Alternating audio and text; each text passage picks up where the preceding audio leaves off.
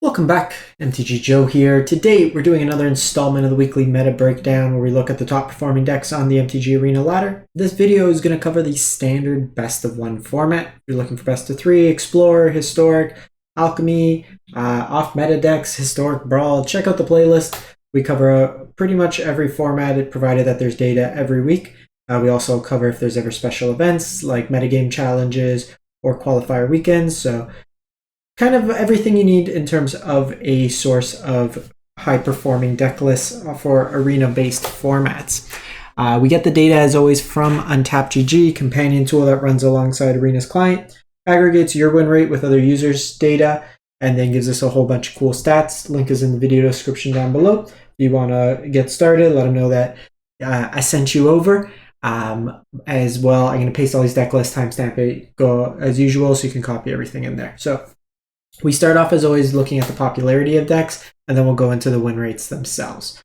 So popularity of the decks, ignore, as always, kind of the May 9th. That's just kind of the last meta shift.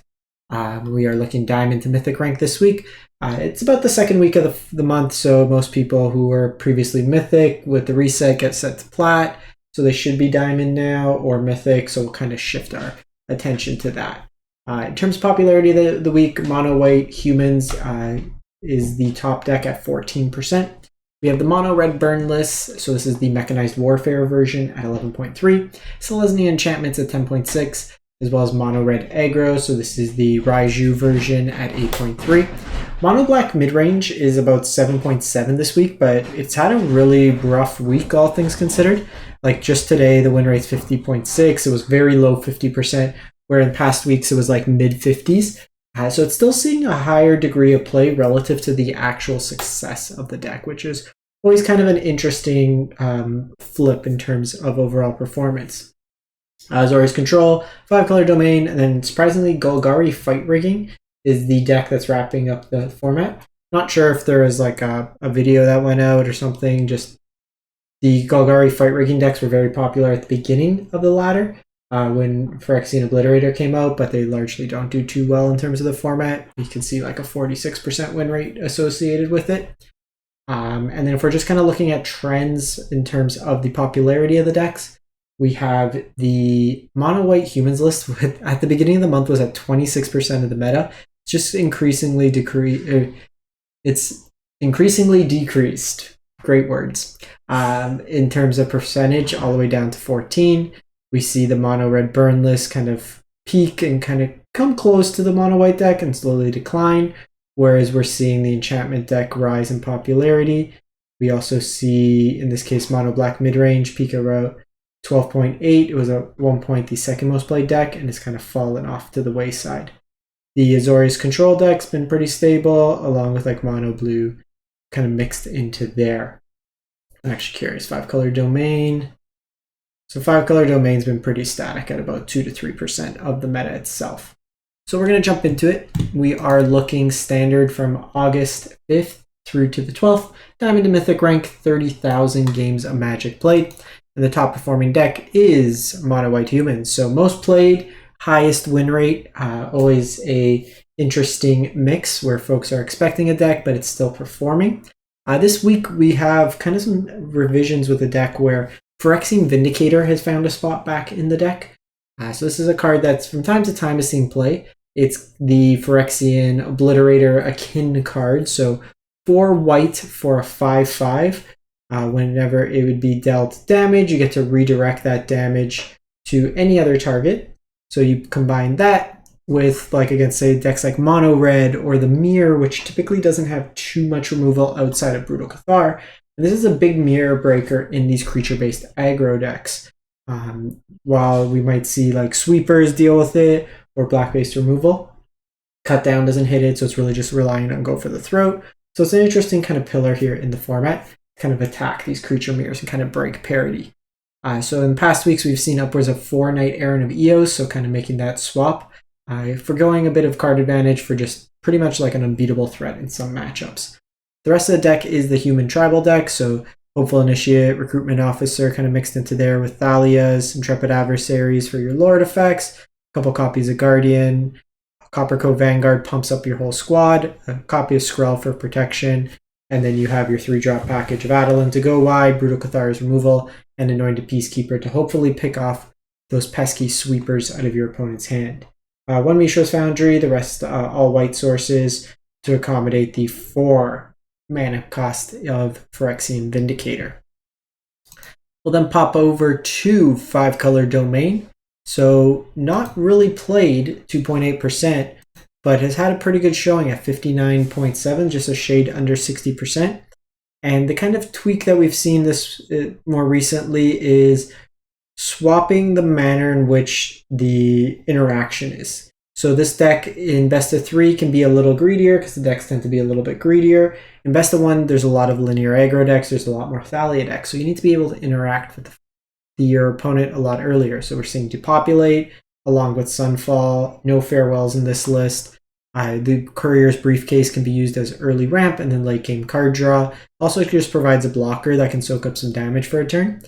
Topiary Stomper, as well as the Invasion of Zendikar for ramp.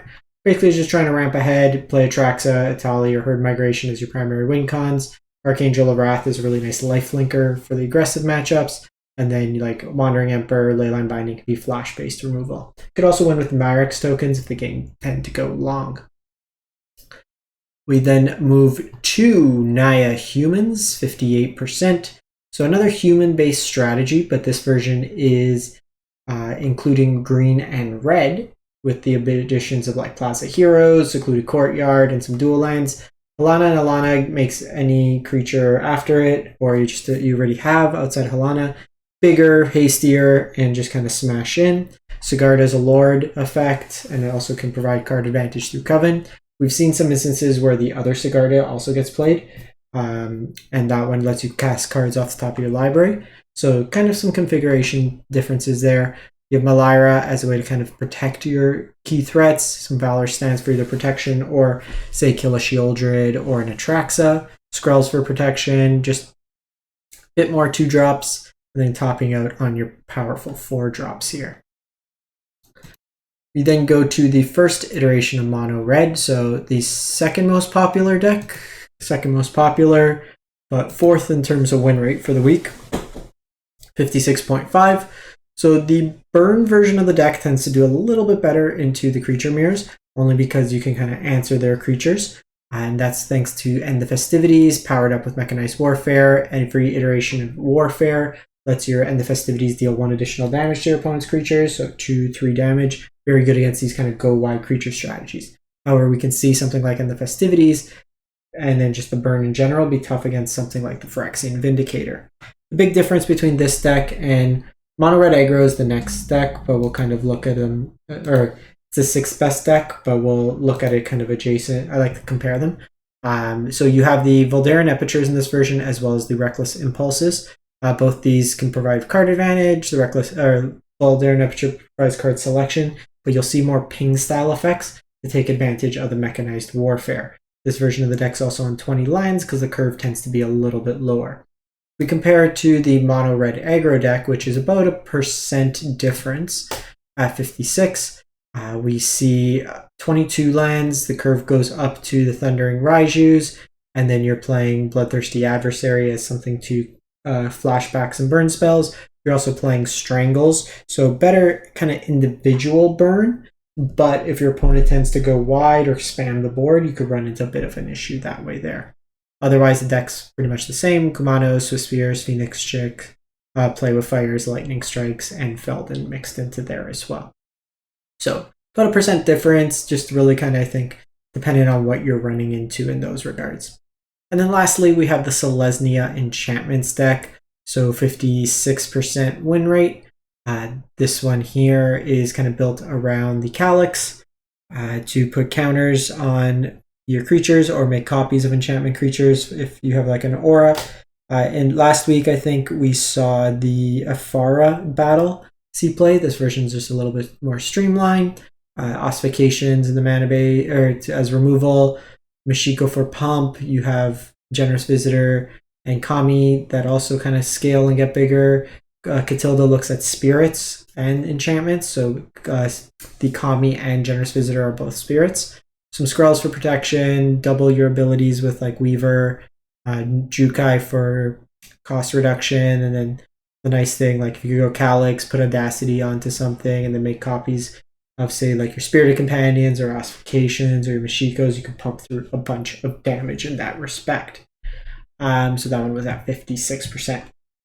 So that's it for the week. Nothing like super groundbreaking. If you're looking for some kind of off-meta decks, I did post a video with just kind of looking through from the last ban announcement to see maybe not like as high played decks. We kind of played around with the filters to see what we could find. Just find some more unique style decks. Maybe not necessarily the best, but if you just want something fresh to try out on the ladder, there's a video for that as well. So we'll catch you next time. Thanks for watching. Hope you have a great one. Stay safe out there.